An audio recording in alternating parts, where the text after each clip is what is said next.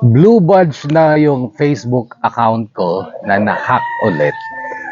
Ito yung Facebook account na may hawak nung page natin na Kuya Bono na na-hack ulit. Kasama din yung Facebook page ng mga batang Happiness TV na siya talaga sigurong pinuntirya sapagkat mataas na yung kanyang followers at monetize na rin ito. Well, pasensya na mga kahugot ko, ngayon lang ulit tayo nakapag-update. Anyway, meron tayong bagong kwento sa DKB, kaya lang ay hindi ko alam kung saan ko ipopost para malaman nyo in advance kung saan ito maipopost. So gagawa ulit tayo ng bagong page na naman natin para sa DKB, sa Kahugot TV at saka sa SIT Somewhere in Time, at paki-follow na lang ulit mga kahugot.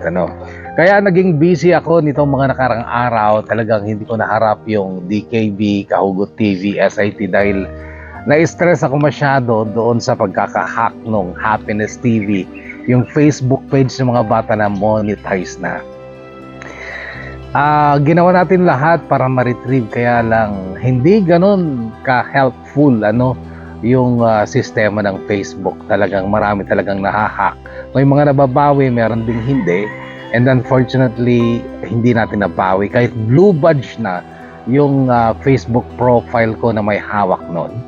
Anyway, pa-follow na lang ulit makahugot ang ating bagong page para sa ating mga love stories at kung pwede yung bagong page din ng mga kasama kong bata. Muli mga kahugot, salamat at antabayanan ng kwento ng kahugot nating si Emma. Malapit na sa DKB ng Bono's Love Tube.